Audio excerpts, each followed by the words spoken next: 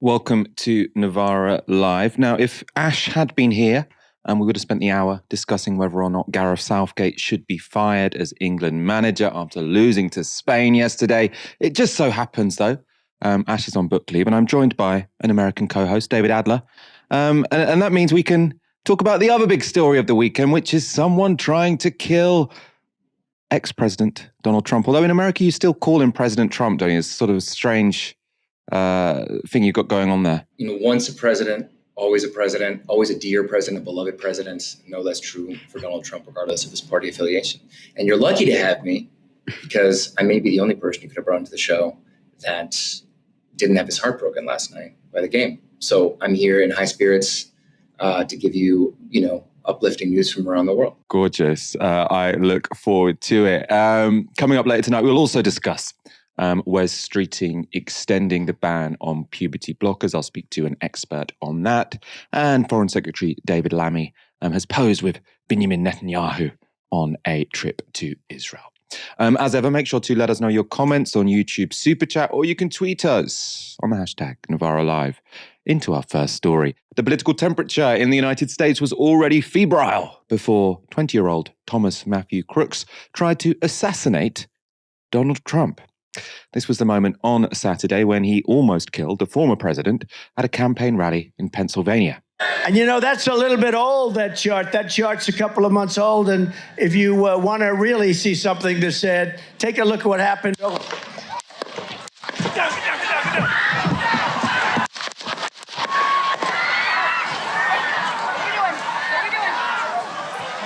So you heard there 3 shots ring out, then another 5.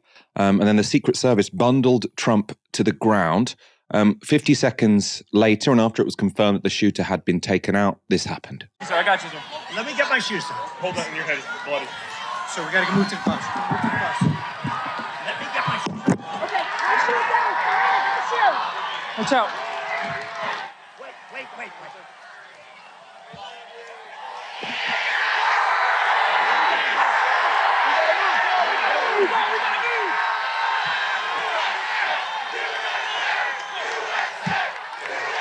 So you have an assassination attempt, then Donald Trump sort of fighting off the Secret Service to put his fist up and say, fight, fight, fight. The crowd saying, USA, USA, USA. These are people with an eye to political spectacle.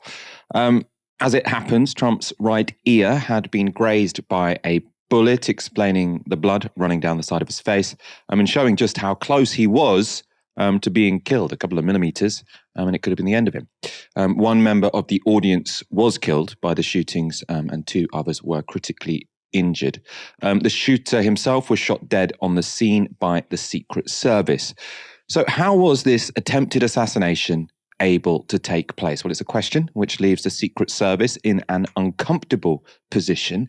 A map of the area where the rally was held shows how the gunman was able to gain a clear line of sight on Donald Trump from a nearby rooftop just 148 yards away. That's about 130 meters.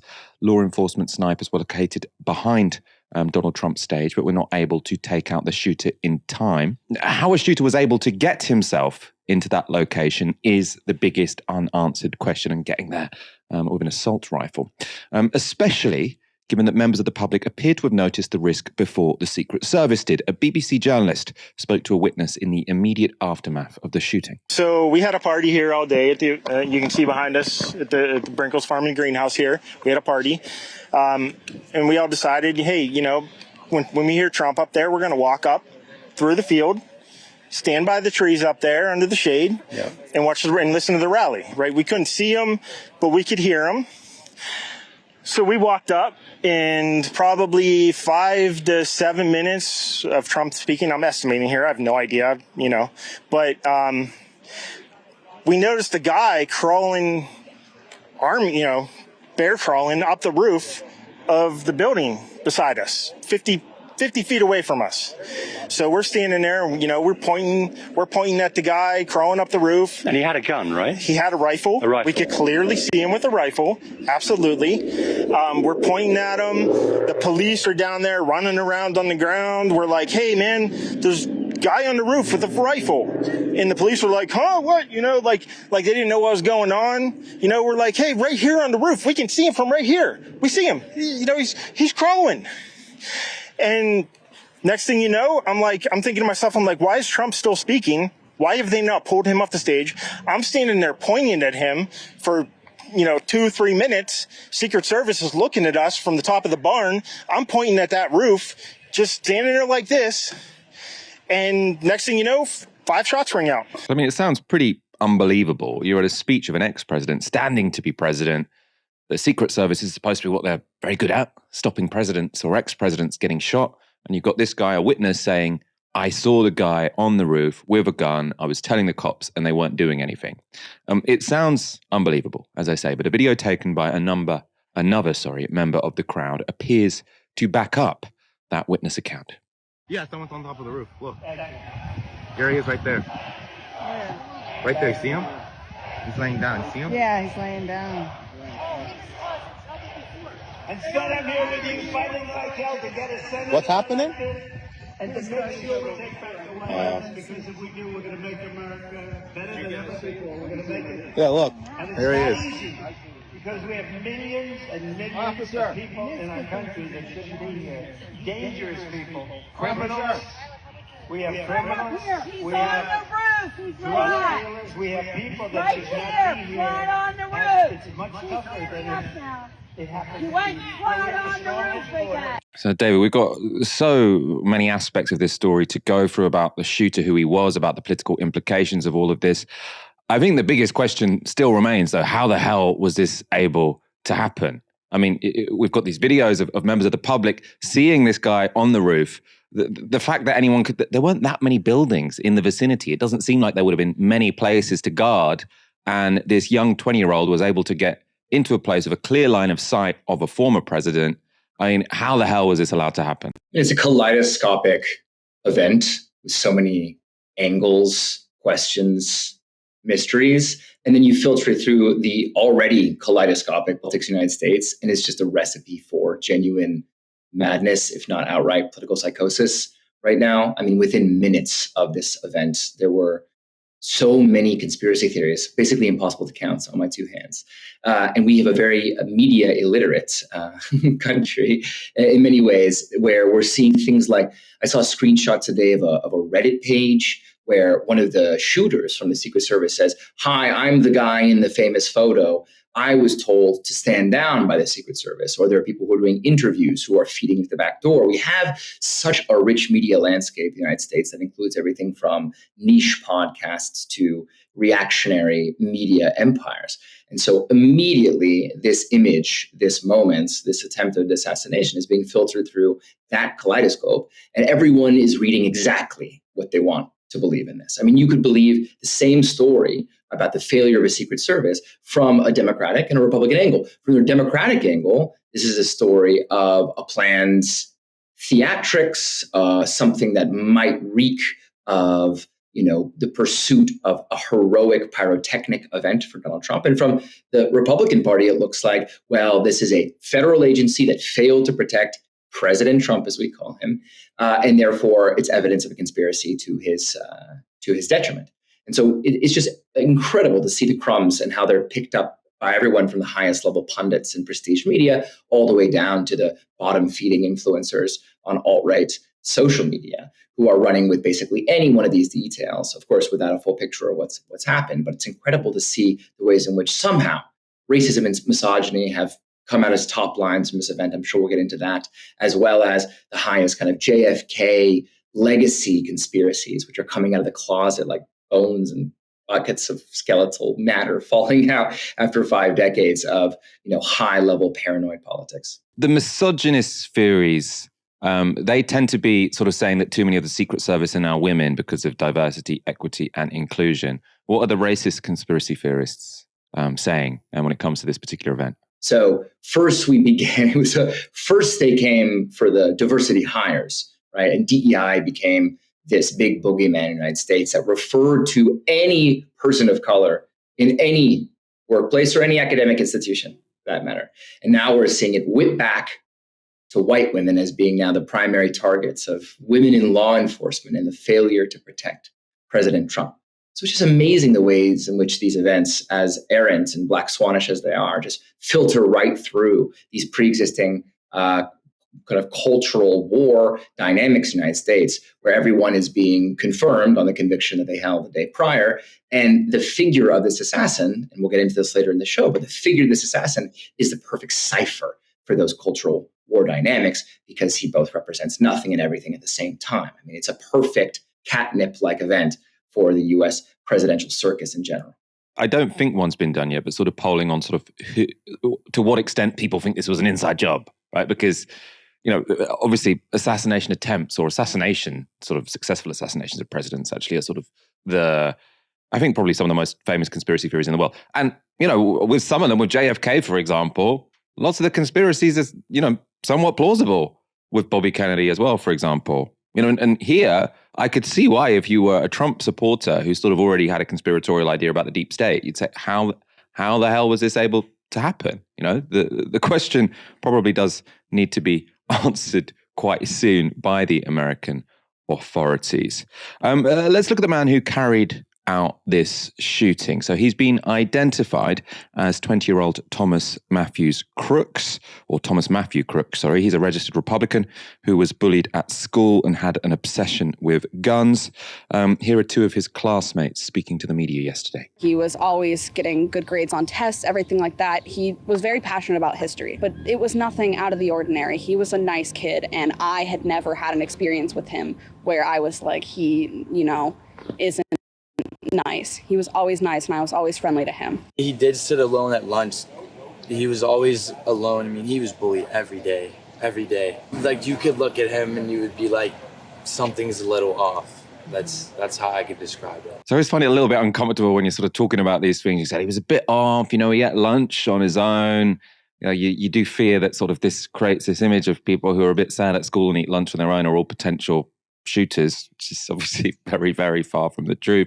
Obviously, being the United States, there is also an angle here involving guns, obsession with guns, association with guns, obviously the availability of guns. This is from the BBC. So the shooter had a membership at a local shooting club, the Clareton Sportsman's Club, for at least a year. According to its website, the club is based south of Pittsburgh and is, quote, one of the premier shooting facilities in the tri-state area of Pennsylvania, Ohio, and West Virginia. It had more than 2,000 members. It has multiple gun ranges, including a high-power rifle facility with targets up to 171 meters away, which would clearly be very handy for practicing to shoot a presidential candidate from far away. Obviously, the club fully admonishes the senseless act of violence. That's a quote from attorney Robert S. Boutte-Free, who represents the organization. That's what he told the Los Angeles Times. The gun used is reported to have been bought by Matthew Crooks' father. US media are reporting he was wearing a Demolition Ranch t-shirt. So Demolition Ranch is a YouTube channel, about 11 million followers. It's dedicated to shooting things and blowing things up. As for political affiliation, it's potentially ambiguous. So as I've said, Crooks was a registered Republican. He is also known to have donated $15 to a liberal political action committee. Domestic extremism-related killings are, it should be said, far more associated with the right than the left in the United States. So between 2011 and 2022, 61% of domestic extremist-related killings in the United States were carried out by right-wing extremists. 23% were carried out by Islamist extremists. 11.5% were carried out by left-wing extremists, which is including anarchists and black nationalists. David, it doesn't seem as if there is a sort of straightforward motive for why Thomas Matthew Crooks wanted to kill the former president. First of all, I'm not going to let you get away with that graphic, which I think I would question where exactly the stats come from that left-wingers, be they extreme anarchists or black nationalists, are committing 11% of crime. I think it's a much higher rate that belongs to the U.S. right wing. I mean, broadly defined from its hardcore religious fanatics to its kind of neo-fascist alt-rights organized militias. It's from Statistica.com. Yeah, right, exactly.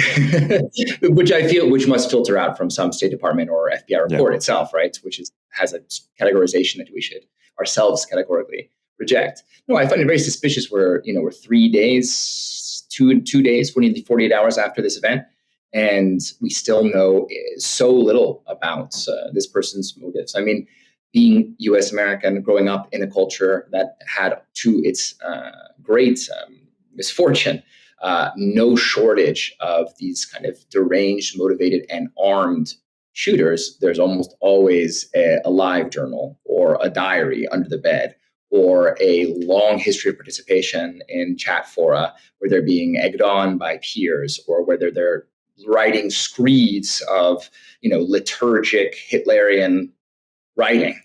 And in this case, we really don't know, which is why the moment is still hanging in the air. I mean, you spoke about how much and how supercharged, and certainly on X, formerly Twitter, because it's Elon's algorithm, we're seeing a lot of the right wing move ahead with this conspiratorial thinking. But I think it should be said that there's no shortage of conspiratorial thinking on the left wing as well, which comes from, of course, the fact that his ear was just nicked. Was there a razor under Trump's coat?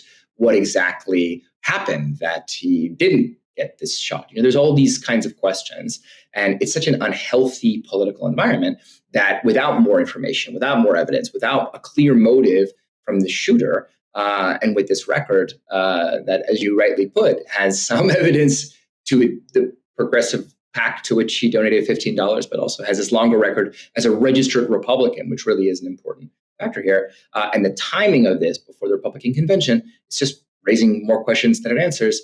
And it's coming in not just a febrile, but a kind of borderline meltdown, civil conflicted country. And I think it's a tremendously dangerous precedent. And one is it's worth thinking of the counterfactual in the case of a genuine and successful assassination of President Trump, where that might have led, just to understand the kind of the gunpowder that's been loaded into the barrel of U.S. American politics ahead of this election. I'm sure we'll get into the electoral consequences, but I think the explosiveness and the explosive prospect of some kind of act of political violence, be it fomented by the right or committed against the right, I think is what really is scary for me, and I think for a lot of my compatriots as well. Yeah, I mean, in a way, it would have been sort of more scary if this guy did have a very clear political affiliation. If he was someone who was, quoting Joe Biden and Nancy Pelosi's attacks on Donald Trump when he did the shooting. I mean, that is in essence also very implausible because, I mean, you're disputing those statistics, but only because you think it's probably more disproportionate that people with left-wing talking points don't tend to go on to commit shootings. Just statistically doesn't really happen. So it would be surprising if he was someone who was from the resistance who decided to go so far as to shoot Donald Trump. Doesn't seem like that is what's happened. I would imagine that sort of, more of the conspiracy theories would be about the Secret Service and how this was able to happen than necessarily sort of this being a committed left-winger. Because, as I say, this to me seems so explosive because you've got a movement which is already incredibly conspiratorial, and then you've got an event which, is I think will raise suspicions even among the general population who isn't particularly conspiratorial. Now, I think probably the best explanation here is you had some kid with an obsession with guns, who wanted to be a star, maybe, I don't know. But there are enough sort of moving parts here that you don't have to be completely, to be completely insane to feel like maybe something a bit more complicated is going on here. As I say, I think the best explanation is probably that it was a cock-up from the Secret Service, but they do have some explaining to do. Let's talk about how this could affect the election. Most people are assuming this is beneficial to Trump's re-election chances. A photo captured in the moments after the shooting has the potential to become the standout image of the election year. So it shows Trump holding his fist in the air with blood running down his face while surrounded by Secret Service agents and the US flag flying in the background. Donald Trump has since told the New York Post, quote, "A lot of people say it's the most iconic photo they've ever seen. They're right. And I didn't die. Usually you have to die to have an iconic picture." Which is, he's a funny guy, terrible politics, terrible person. But that's a good quote after you've just nearly been killed. Trump's response to the shooting, as sort of displayed in that image, certainly projected an image of strength, not just rushing off the stage, but sort of fighting with the Secret Service, saying, I want to say fight, fight, fight. That gives an image that I think he'll be happy with, does show an instinct for sort of political theatre. Public figures who have been implicitly supporting Trump have also now taken the opportunity to drop any ambiguity. So immediately after the shooting, Elon Musk officially endorsed Donald Trump. He clearly was supporting him, but it became official after that attempt, as did the billionaire Bill Ackman and the YouTuber Jake Paul. So to his 4.6 million Twitter followers, and he'll have more on TikTok and the like, Jake Paul wrote this: "If it isn't apparent enough who God wants to win, when you try and kill God's angels and saviors of the world, it just makes them bigger. Good beats evil every time." Now, Jake Paul, you might not have heard of him depending on your generation, but very, very influential among young people, and especially young men, which is a demographic that I imagine Donald Trump will really be trying to appeal to in the upcoming election. The attempted assassination might also constrain how the Democrats will feel comfortable campaigning against Trump. They have up to now positioned Trump as an existential threat to democracy, which Republicans are now criticizing them for. So J.D. Vance is the Republican senator for Ohio. He's tipped to be Trump's candidate for vice president. We'll find out this evening who Trump has chosen. He tweeted this: "Today is not just some isolated incident. The central premise of the Biden campaign is that President Donald Trump is an authoritarian fascist who must be stopped at all costs.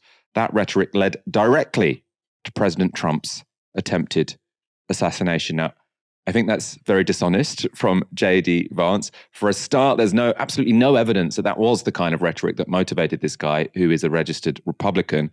Also, I mean, the Democrats who are calling him an authoritarian fascist, I'm not sure I'd call him a fascist, but he's clearly authoritarian. He's clearly a threat to democracy because he tried to overturn an election result. And the people saying it aren't saying he should be assassinated, right? They want to be at the ballot box or potentially in the courts. But I don't think you can sort of plausibly say Nancy Pelosi is implicitly saying, kill Donald Trump. As I say, there's zero evidence the shooter had been influenced by Democrat talking points. Nonetheless, though, Biden has asked Americans to turn down the heat in political debate. The political record in this country has gotten very heated. It's time to cool it down. We all have a responsibility to do that. Yes, we have deeply felt strong disagreements. The stakes in this election are enormously high.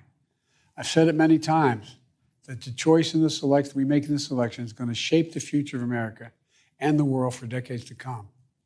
I believe that with all my soul. I know that millions of my fellow Americans believe it as well. And some have a different view as to the direction our country should take. Disagreement is inevitable in American democracy. It's part of human nature. But politics must never be a literal battlefield, or God forbid, a killing field. I believe politics ought to be an arena for peaceful debate, to pursue justice, to make decisions guided by the Declaration of Independence and our Constitution. We stand for an America, not of extremism and fury, but of decency and grace.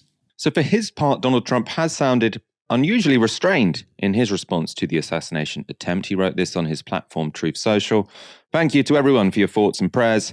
It was God alone who prevented the unthinkable from happening. We will fear not, but instead remain resilient in our faith and defiant in the face of wickedness. Our love goes out to the other victims and their families. We pray for the recovery of those who were wounded and hold in our hearts the memory of the citizen who was so horribly killed. In this moment, it is more important than ever that we stand united and show our true character as Americans, remaining strong and determined and not allowing evil to win. I truly love our country and love you all and look forward to speaking to our great nation this week from Wisconsin." Trump's speech in Wisconsin will be at the Republican National Convention. The convention begins today. The speech will be given on Thursday. And he says he's significantly rewritten that convention speech to focus on unity, not attacking Joe Biden. So Donald Trump seems to want to sort of put forward this image: I'm bringing the country together. Presumably he already thinks he's shored up his own base Now he's appealing to independents before the election. I'm supposed to take full advantage of all of this. He says, I'm a national sort of figure. It is, though, a very different approach to how Donald Trump acted when it was his rivals who were subjected to political violence. So in 2022, a right-wing conspiracy theorist entered the home of then House Speaker Nancy Pelosi. He intended to kidnap her, but only found her husband, Paul Pelosi. He went on to beat Paul Pelosi in the head with a hammer. Paul Pelosi was hospitalized with a fractured skull. This is how Donald Trump responded. And we'll stand up to crazy Nancy Pelosi, who ruined San Francisco. How's her husband doing, by the way? Anybody know?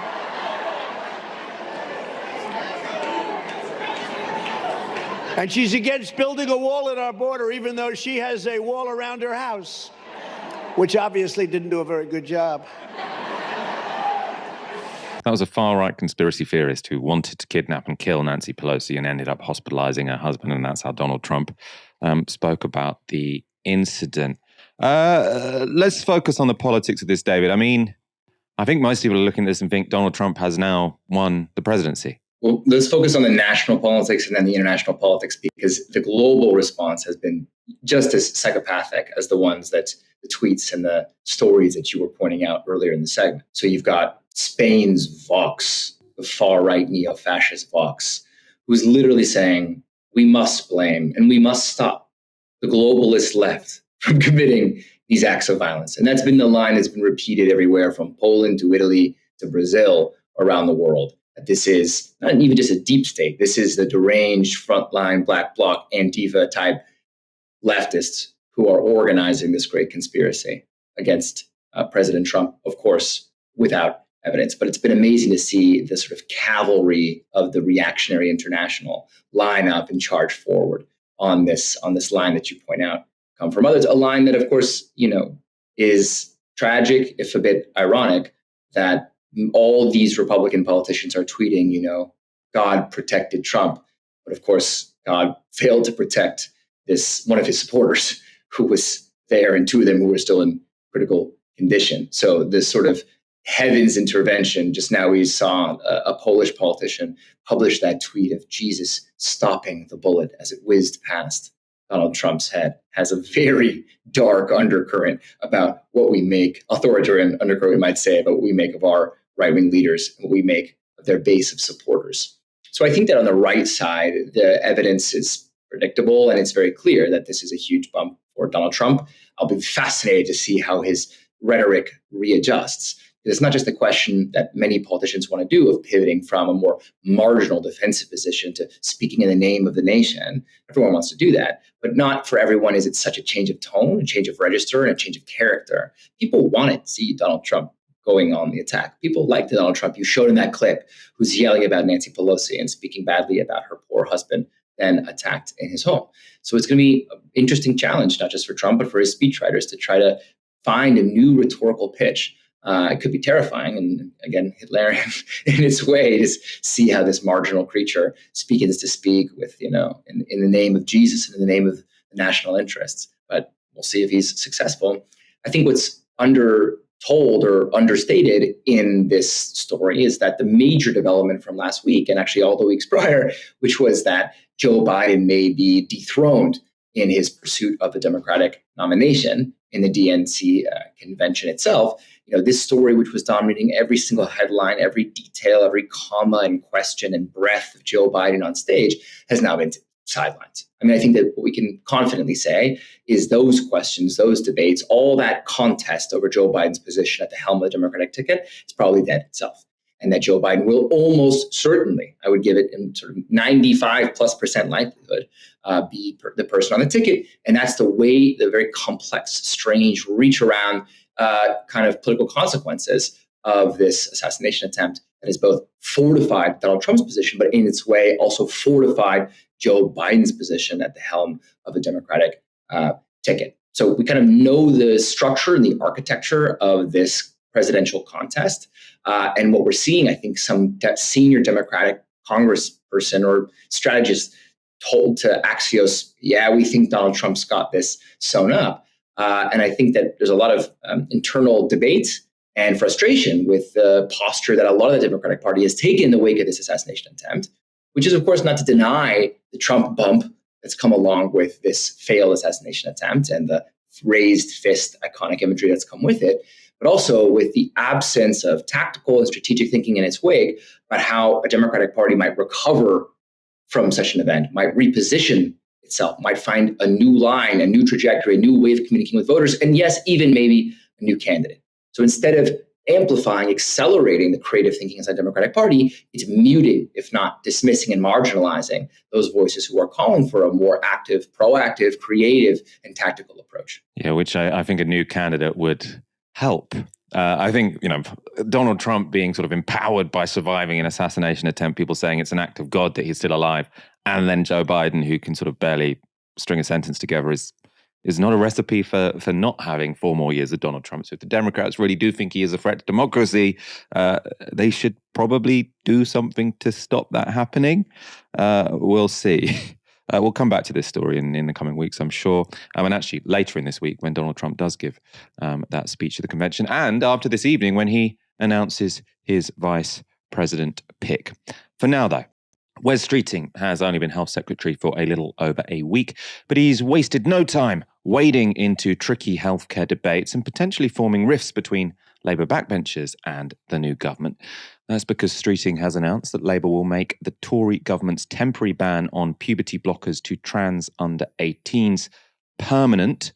The temporary ban was put in place by former Health Secretary Victoria Atkins just a day before Parliament was dissolved.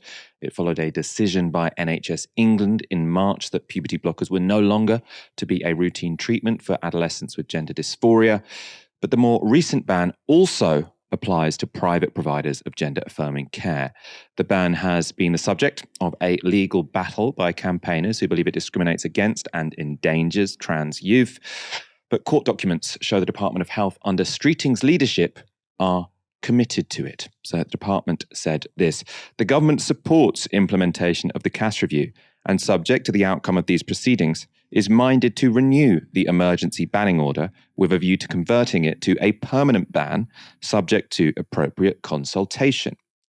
In a lengthy thread on social media, Streeting defended his decision. These were the key parts of his statement. So he says, CAS review found there is not enough evidence about the long-term impact of puberty blockers for gender incongruence to know whether they are safe or not, nor which children might benefit them. The evidence should have been established before they were ever prescribed. And he says, we don't yet know the risks of stopping pubertal hormones at this critical life stage. That is the basis upon which I am making decisions. I am treading cautiously in this area because the safety of children must come first. Now, Streeting has focused on the evidence he says we don't have involving the risks of puberty blockers when prescribed to children with gender dysphoria or young people with gender dysphoria. But others have argued that he's dangerously overlooking the evidence we do have about the potential risks of withholding blockers. So a recent study in the Journal of the American Medical Association found that suicidal ideations amongst trans teens offered gender-affirming care, including puberty blockers, was reduced by 73% over a 12-month period. And Vogue columnist Paris Lees gave this personal perspective on going through puberty as a trans person. Puberty blockers would have saved me years of completely unnecessary suffering. I can't undo my teenage years. The trauma and problems it caused me are irreversible. Please don't force that on young people today who feel like I did then. This affects real people. Listen to us. Others have suggested the health secretary is overstepping his remit. This was Lib Dem MP Ian Sollum. I'm deeply concerned at news that Wes Streeting is considering making the ban on puberty blockers permanent. Sensitive healthcare decisions are profoundly personal and are best taken on an individual basis with appropriate professional support, not by the health secretary. And some of Streeting's own colleagues also questioned his reading of the CAS review. So Labour MP Stella Creasy said this: CAS review recommended caution, not exclusion, for any treatment and drew attention to shortcomings of previous gender service. To those asking, will always be MP who listens to demand for better research and evidence-based for help for those with gender dysphoria, not abandons them. The implication being that Wes Streeting has abandoned them. I'm joined now by Dr. Aidan Kelly, a clinical psychologist and the clinical director at Gender Plus. Thank you for speaking to us. And to begin, could you start by talking about how this recent ban has affected your work? Thanks for having me on. I guess the short answer to that is, I guess, not very much in terms of the work that we do. We see people in our hormone clinic only from the age of 16 years and above for gender-affirming hormone treatment, which is a masculinizing or feminizing treatment regime. So we don't actually see young people under the age of 16 for the prescription of GnRH analogs, which is the medication in question here, for the purposes of suppressing puberty, otherwise known as puberty blockers. So that's not actually a treatment we offer. However, we have been contacted and obviously support trans young people and their families, and so have had a lot of emails and have a lot of contact with the community, and so are very aware of the distress that this has caused within the community. Lots of uncertainty isn't very helpful, especially for families that might already be in quite distressing situations anyway.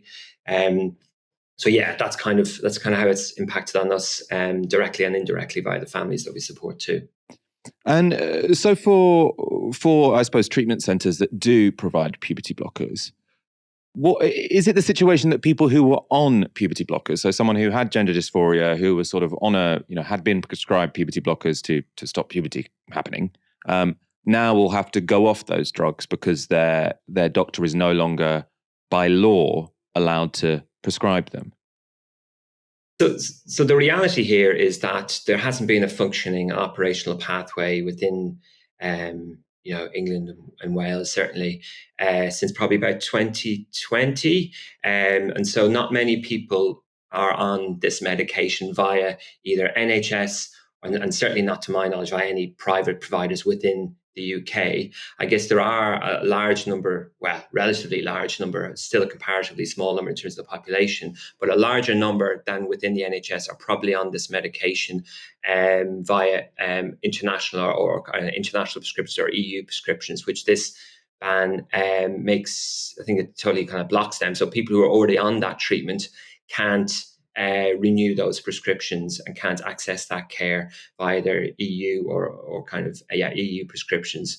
And so it does mean that there will be, I guess, around, I think the Good Law Project and the Transactional JR, I think, predicted around the mid 500, 600, maybe even 1,000 of young people in the UK might be on this medication via prescriptions from abroad at the moment. And so that's quite a lot of families who are facing rather an uncertain time at the moment and are likely to sadly be experiencing an increase in distress as a result of this. And it's even more concerning that no consultation has happened until this point. And so, yeah, the one thing I was heartened about with the Wes Streeting statement was that it's subject to consultation line at the end. And so I really hope that he takes that very, very seriously, consults with families, consults with experts, professionals in the field. Very happy to meet with Wes Streeting to talk to him about this and share kind of an expert view on what the impact of this will be for these young people, really. The Wes Streeting is Wes Streeting's decision, do you think, a reasonable interpretation of the Cass Review? So Cass Review, obviously sort of carried out by Hilary Cass. She was a former president of the Royal College of Pediatrics, I think. And she sort of said the evidence base for using puberty blockers is very poor. I'm not sure she necessarily sort of advocated an outright ban, though. I mean, what's your understanding here?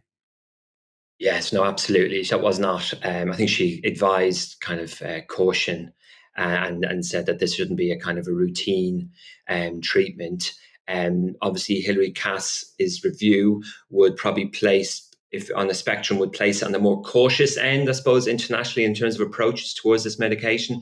Many of our European partners or countries do prescribe puberty blockers in a more routine way, and it was the way it was at GIDS and the Adolescent NHS Gender Service when I was there.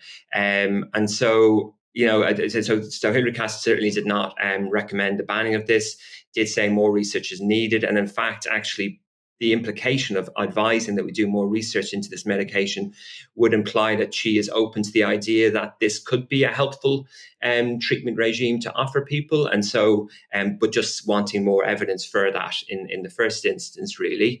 And so the idea that she would be suggesting that if she somehow thought that this medication might bring serious harm or kind of might make it, might harm people might be more likely to harm people's lives than it would be to reduce distress, doesn't seem to add up. So the idea that these are somehow an imminent threat or an imminent danger doesn't make any sense based on what Hilary Cass has written, really. So it's quite disappointing, I suppose, to see that Wes Streeting has taken this position straight off the bat without seeking more advice or guidance from experts in the field, really.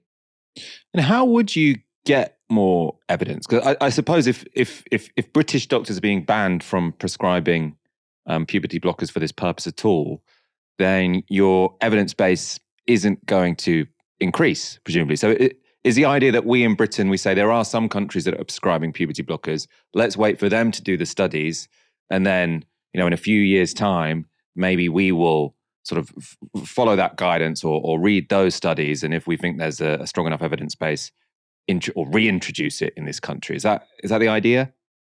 No, I think Hilary Cass and NHS England have formed a project group looking to run a research trial, NIHR research trial, National Institute of Health Research, I think, trial into the use. So they're not going to do it. So there is a way legally that these specialist new services are going to be able to prescribe this treatment via the NHS for those who manage to wait long enough, get through the assessment process, get through a multidisciplinary team review process, and then get on treatment. But they haven't even applied got ethical approval for this research project. It's, it would be unlikely, in my view, that this is going to happen in 2024. And so it's likely to take quite a time before that happens. There are and will be kind of bigger and more international studies as well. But the sort of research that Hilary Cass is looking for is, likely to be 5 to 10 years away. And so the only way realistically via the NHS of accessing this treatment is via a research trial at the moment, which doesn't yet exist. And so it's very definitely not that Hilary Cass is saying no blockers ever. It's that she's saying this should be done via research trials, so we build the evidence base. But the problem is we're not organised. Hilary Cass has been saying this even before the final report. This was advised kind of in the interim report, I think, over a year prior to now, and nothing was even started. The process wasn't even started. And so it's quite concerning in this field when there doesn't seem to be much impetus for action. People are being very kind of waiting and doing things in sequence, even though we knew where things were going to go. And so it does sadly mean that more and more people are waiting. We don't have any kind of plan for the people who are waiting. It just seems to be allow them to try and cobble something together themselves. And I guess this law shuts down that pathway for people who might have the means to cobble something together, go maybe abroad, seek treatment and care abroad. And so that's why this is so distressing and so difficult for so many families, because they faced an inaccessible NHS, and the one thing they were able to do to try and manage things has now been shut down by them by a health secretary who should really be, you would think would be taking a kind of more compassionate, careful approach to this, but instead has seem to act in a way that really doesn't make sense to me. And I suppose in terms of sort of the urgency of this, I mean, I see where you're coming from. I can see how this feels like just an awful announcement for anyone who is sort of suffering gender dysphoria and is a young person. But someone might say, look, how can it be this urgent if, for all time until sort of 20 years ago, no one would have been prescribed puberty blockers and people managed okay. So if someone were to say, surely we can wait another 5 years. We've already waited 2,000 years or whatever. I mean, I suppose it's, since the advancement of modern medicine, it's not the case that sort of I'd have thought that we've always had loads of young people who are desperate for puberty blockers and have now just been stopped from getting it. What's changed that sort of the absence of puberty blockers is a crisis now when we wouldn't have thought of it as a crisis in the 80s or the 90s or the noughties? I guess in a way, there is a very different we're at a different point in society now. The reality is that many, many more people are identifying as transgender than previously. That for some people raises lots of concern and worry, but for others, maybe that's a kind of more accepted part of the diversity of society we live in now. There's often people saying, "Oh no, there's this kind of epidemic or kind of uncontrolled kind of increased trajectory in the referral rates." But actually, we know from about 2018, 2019, that referral rate was plateauing. And it seems like we've kind of reached a kind of a point where we have a kind of a reasonably steady, predictable kind of increase in the number of referrals to these sorts of clinics. So we accepted the idea that there are more people who are presenting to gender clinics who are identifying as transgender at a younger age as well. I guess there's a discourse available to young people where they're able to explore and express themselves in ways that are just much different to how they could have and would have 10, 15, 20 years ago. So there are these trans young people, some of whom are still going through puberty and may benefit. Not every trans young person, actually the minority, access this medication or are suitable for this medication. It's not a kind of this everyone needs to go on this medication or everyone does, but there are some young people who, in my view, would benefit from this medication. And I guess, so you've got these young people who are distressed, who are understanding themselves and identifying as transgender, who are going through puberty. So there are some of these young people have already been on this medication, and then that's now being, taken away. And so a process which, so they've now maybe kind of completed social transitions, are out, identifying in ways, as transgender, but now might be forced to go through puberty, which they weren't expecting to have to go through. So that is a change in terms of plan and the trajectory of what they were expecting. I guess there's also a reality to the fact that we know, sadly, that from 2020, when obviously there was COVID, there was a Kira Bell judicial review, there was a number of factors that came together also, and lengthening wait times to access gender services kind of started growing really rapidly from probably 18 months to 2 years to now, I think, well over 4 years. So there's a combination of things that have meant that from about 2020, coincidentally, when the CAS review got commissioned, the accessibility of gender affirming treatment, i.e., puberty blockers in this case, has been harder and harder to get. And sadly, we've seen levels of distress increase, and particularly sadly, we have seen the number of suicides of young people under the NHS's Gender Identity Development Service dramatically increased from that point onwards as well. And so we do know that this is having an impact. I don't think it's as simple to say that medical treatment would have addressed all of those suicides. So I think suicide's a complicated thing to talk about. But the reality is that as those barriers have become greater and harder to get around, and harder to, and less support is being delivered to these young people, that is having a real impact on their lives and the lives of their families, really. So it does worry me greatly, the approach that the Wes Streeting's taken, really. Aidan Kelly, thank you so much for speaking to us on a very sensitive topic. We really do appreciate it. It's really interesting, sort of that thing of how, because I suppose just because maybe there were lots of people in the 1980s who were going through an incredible amount of distress as young people that could have been,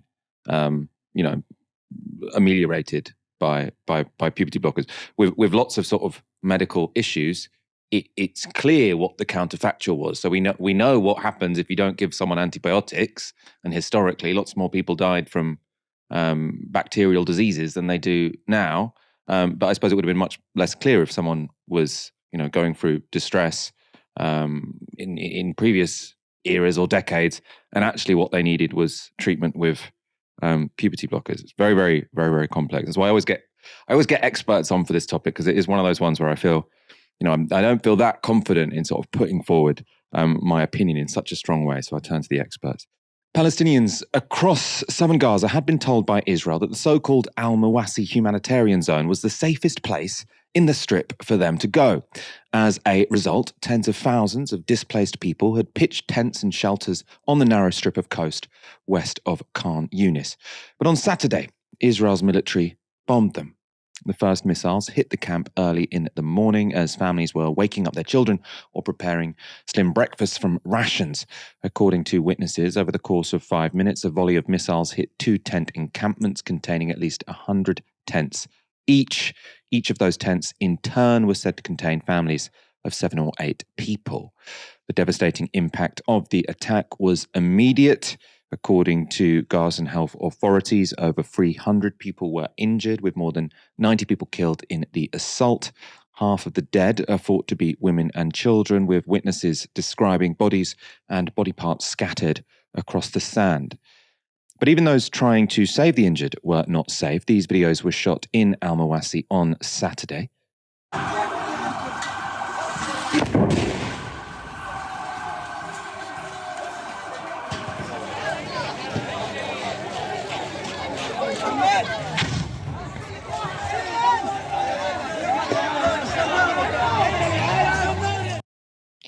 The New York Times has analysed that footage, and they've concluded that there was a separate Israeli strike aimed at clearly labelled emergency responders tending to those who were hurt. And when the injured did make it to the nearby Nasser hospital, overwhelmed medical staff struggled to treat them. Nasser hospital medical spokesperson Mohammed Saka described the condition to Reuters. Most of the cases are in a very critical situation. Among them, there were nearly 50 dead bodies. Many cases are in the operation theater right now. We have called for help. Now we are unable inside the hospital to deal with any more cases because all the hospital beds are full. In addition, the floors of the hospital are full of cases on the ground. The situation is very miserable. On Sunday, Israel claimed that the strike had succeeded in killing 1 senior Hamas commander, so that's 1 commander for 90 civilian deaths. But the IDF is thought to have had a bigger target in mind. Mohammed Daif is head of Hamas's military wing and is said to have planned the 7th of October attack on Israel. And the IDF has said there is a, quote, high probability that he was killed in Saturday's attack, which deployed several tons of bunker-busting bombs in a densely populated humanitarian zone. For its part, Hamas denies that Daif was killed, and the chief military commander has a record of surviving attempts on his life, having escaped at least 7 previous assassination bids. In a separate strike on Sunday, Israel also bombed a school in Novara refugee camp. The UN-run Abu Ghraib school was being used for shelter by hundreds of displaced Palestinian families when it was hit. According to Gaza's civil defense unit, at least 17 people were killed in the attack, with a further 80 injured. Once again, the majority of the dead and injured are thought to be women and children. Israel says the attack, quote, struck a number of terrorists who were operating in the area of UNRWA's Abu Ghraib school. No evidence supporting that claim was provided. The Nusrat school is just the latest in a string of IDF attacks on Palestinian schools, with 5 bombed across the enclave in just 8 days, leading Palestinian ambassador to the UK, Hassam Zomlot, to post this: massacres every day, everywhere in Gaza. Today, Israel bombs yet another UN school sheltering families in Nusrat refugee camp. Dozens killed and wounded. This is the result of Israel's impunity and international inaction. When Zomlot refers to international inaction there, he means the West, including the UK. And despite a change in government, it's unclear whether Britain's approach to the mass slaughter in Gaza will see any change. Brand new Foreign Secretary David Lammy is visiting Israel, where he has met with Israeli Prime Minister Benjamin Netanyahu and posing for this photo, shaking hands. Speaking about his meetings, Lammy said this: the death and destruction in Gaza is intolerable. This war must end now, with an immediate ceasefire complied with by both sides. The fighting has got to stop. The hostages still cruelly detained by Hamas terrorists need to be released immediately, and aid must be allowed in to reach the people of Gaza without restrictions. That represents a very slight change in tone from Lammy's Tory predecessors, but it's not clear how effective these calls will be without some kind of leverage to back them up. And in fact, it now appears that Starmer's government is going out of its way to shield Israeli leaders from international law. According to an Israeli newspaper, the Labour government has backtracked on a decision to drop the UK's objection to International Criminal Court arrest warrants being considered for Netanyahu and Israel's Defense Minister Yoav Gallant. Back in May, the ICC prosecutor announced he was applying to the court for the arrest warrants, accusing Netanyahu and Gallant of committing war crimes and crimes against humanity. The then Tory government issued a formal legal challenge to the warrants, arguing that the ICC had no jurisdiction over the Palestinian territories. According to Labour officials, the party objected to the Tories' legal intervention at the time. But according to international human rights lawyer Jeffrey Robertson KC, the incoming Labour government came under pressure from the US to continue to try to block the ICC's arrest warrants by not withdrawing the Tories' objection. If the Israeli report is correct and if Labour is pressing ahead with the legal challenge against the ICC, it looks like Lammy is posturing for a ceasefire while at the same time doing everything he can to take the pressure off those overseeing this brutal war. David Adler, I mean, that image of David Lammy sort of shaking hands with Netanyahu raised lots of eyebrows on Twitter. His defenders said he also sort of had a handshake with the leaders of the Palestinian Authority. I mean, of course, in this war, I would say that the corollary of Netanyahu is Hamas, not the PA, who don't have anything to do with the war. And I don't think David Lammy would sort of stand shaking a Hamas leader's hand and sort of smiling at the camera. So it's worth asking, why is he so comfortable doing the same with Netanyahu? What do you make of this? And I suppose the first elements of Labour's policy we've seen when it comes to Israel and Palestine. It's the kind of photo that you would have expected a leader like David Lammy to make in October. It's the kind of photo that you might have understood him to make when there was a real prospect of approaching a ceasefire settlement, and when we had not witnessed now approaching 9-10 months of some of the most horrendous destruction and outright genocide on our phone screens every morning, day and night.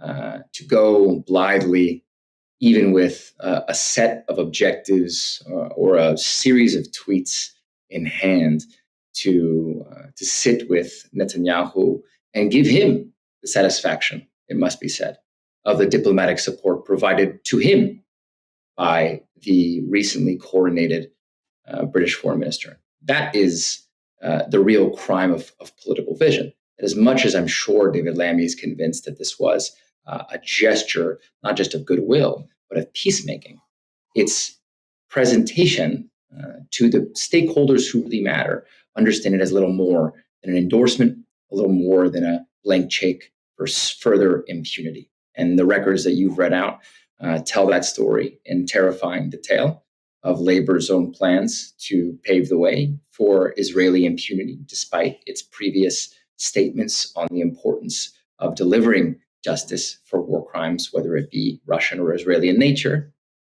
And I am astounded by the tone deafness of this media stunt by the new foreign minister.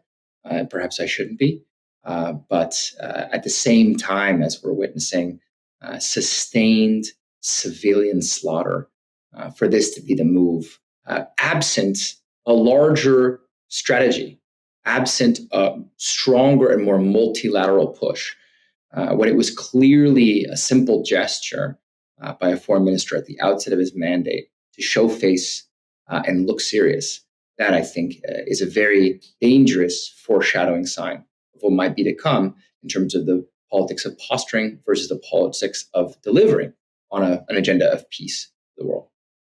And they say they adopt the ideology of progressive realism. So they're always trying to change the world for the better, but realizing where they do and don't have power. And sort of a photo op shaking hands with Netanyahu while defending him in the International Criminal Court is a funny old interpretation of such a doctrine.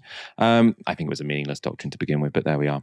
David Adler, thank you so much for joining me tonight on a very busy news day. Pleasure. Thanks, Michael.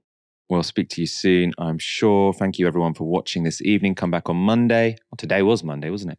Come back tomorrow for another live stream from 6 p.m. For now, you've been watching Novara Media. Good night.